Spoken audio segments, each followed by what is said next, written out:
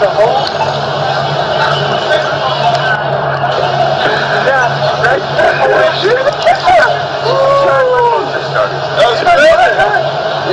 I don't know the drunk guy. I know the guy that took him down.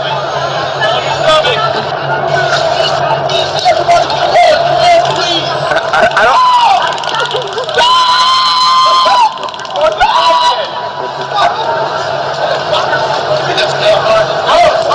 Jeez, man. Jeez. This guy's like a ninja, man. Holy crap.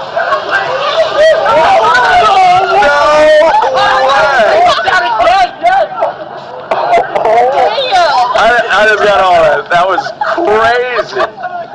Hello everyone, welcome back to GGN. This is part 2 for today's news bulletins, Monday, July 9th, 2012. Alright, so you just saw right there the video is titled, let's see here, Naked Zombie Ninja Attacks 3 Cops on the Loose. Then we have nude carjacker hurts 7 in brutal rampage. A drug-addled man shuts down town as he flips Porsche and breaks both legs of pregnant woman. It goes on here, it says a carjacker, wearing only his socks ran amok in Scottsdale, Arizona today, causing 2 terrific car collisions that injured 7 people and shut down most of the city's roads during the rush hour. It says here, the first car crash was reported to the police at 1:30 p.m., after which the man is said to have left his vehicle, stripped naked, and carjacked a Toyota Prius, pulling the female passenger from the car. It says here, witnesses photos of the destruction caused by the man show him standing triumphantly on the top of the SUV while debris from the smash litters the roadside.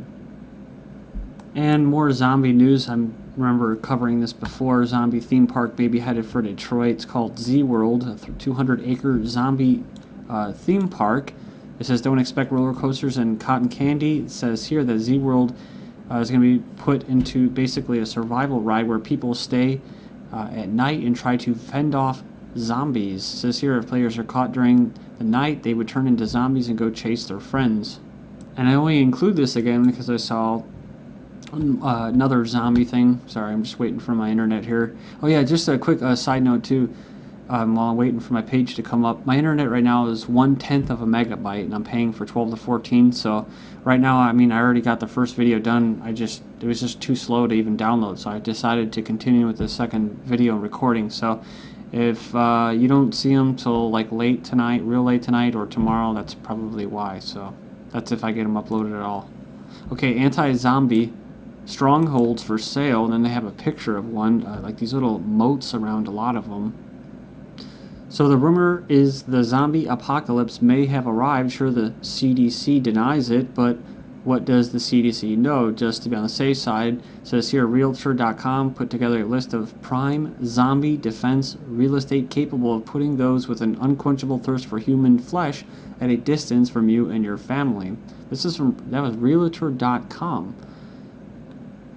And you can even go on their website and find out about the coming apocalypse, zombie apocalypse on the CDC's website and that.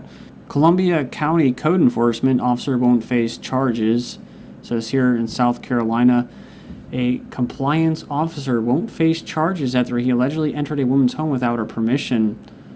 It goes on here and it says that it basically accused the officer of walking into her home, announcing last week to serve a violation for her grass being too long. Apparently, Vowell, the officer, knocked at her door to give her a violation for her grass being too long. After knocking several times, he entered her home, walked into her bedroom, and told her to get up. He's now on administrative leave until the investigation is complete. And I'm sure you guys remember this story. There was a lot of people that are like, oh, well, he was Justin kicking her in the head because she was attacking him, right? It says here, Rhode Island cop still employed despite conviction of kicking women to the head. So, and if any of you have, I mean, I'm not into the whole UFC mixed martial arts thing, but I did get into just basically like Jeet Kune Do, the Bruce Lee's martial arts style when I was like 14, early teens basically. And I could tell that guy knows what he's doing. It was a low sidekick, and he was not really in any threat or danger from this woman who was being detained, who was handcuffed, who was on the ground and subdued. But yeah, he basically did what? He claimed self-defense because apparently his life was he was in fear of his life, so he was in imminent danger. Man facing jail for hosting home Bible study. So it says a Phoenix man has been sentenced to 60 days in jail after he refused to stop hosting Bible studies in the privacy of his own home in violation of the city's building code laws. It says here, however, the Phoenix City Prosecutor's Office said the violation has nothing to do with religious freedom and everything to do with public safety. It all comes down to zoning and proper permitting, said Vicky Hill, the chief assistant of the prosecutor. Anytime you're holding a public gathering of people continuously, as he does, we have concerns about people being able to exit the facility properly in case there's a fire. That's really all it comes down to. Not just, it's not just me being some bureaucratic asshole about this, and I'm just doing my job, right? God, I mean, it's like, don't blame me, just doing my job. NYPD arrests detains couple for 23 hours for dancing while waiting for the subway. So, yeah, that's right. It was a 55 and 54-year-old couple. It actually happened last July, but just coming up in a lawsuit now. Allegedly dancing on the empty Columbus Circle subway platform in New York City after listening to a jazz at Lincoln Center. According to Fox News Insider, the couple was arrested for, impeding the flow of traffic. Again, so the city cares so much about public safety because they were dancing while waiting on the subway to arrive shortly before midnight. Yeah, there's actually a law that you can't jump off the platform in front of a train because life has gotten so shitty for you. That's actually illegal, too. They'll take your dead body and they'll throw it behind bars and cite you for code violation.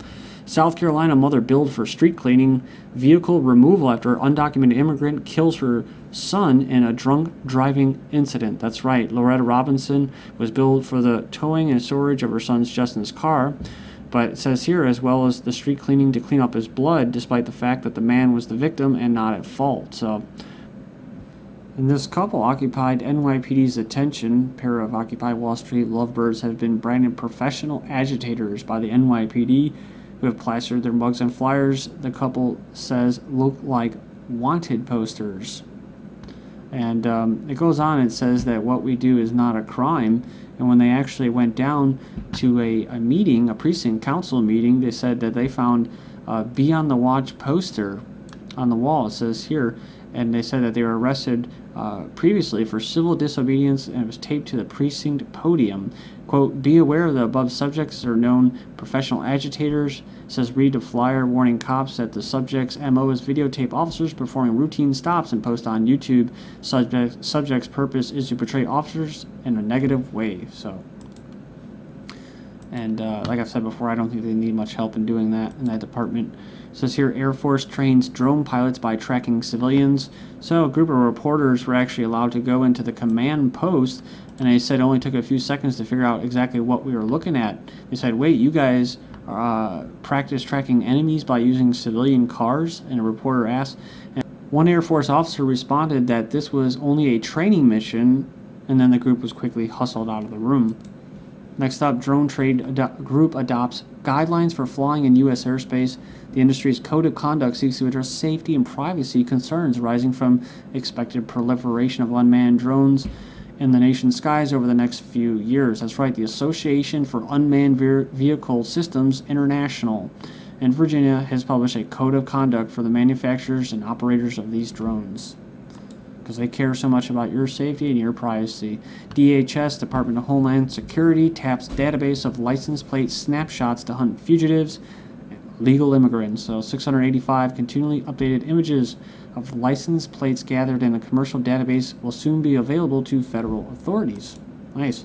Then Jewish group grabs huge shares of grants. Almost all Homeland Security grants go to Jewish nonprofit groups. It says here, Jewish institutions throughout the U.S. will receive $9.7 million in federal anti-terrorism grants this year, out of a total of $10 million allocated to not-for-profit institutions by the Department of Homeland Security. Janet Napolitano, the Secretary of DHS, says, unfortunately, there are risks attendant on the Jewish community that are not attendant on all other communities.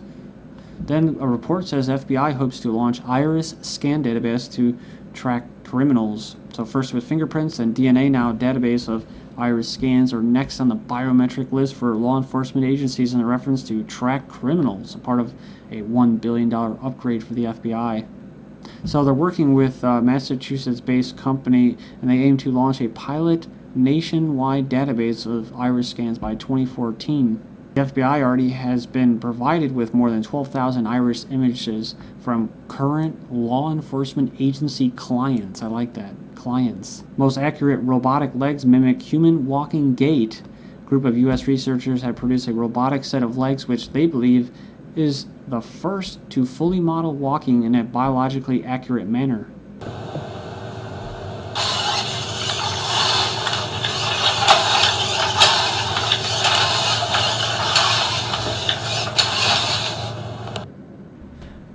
DARPA is seeking robots which approach the efficiency of human and animal actuation or movement. So here now they're clearing out the significant numbers of out-of-date robots to give them to police departments while spending millions of dollars of taxpayer funds we don't even have in order to continue to build newer and more human-like robots. While some of these advances could indeed be good, like mind control robots for wheelchairs and the disabled, these positive applications are overshadowed by inherently militaristic nature of DARPA's work.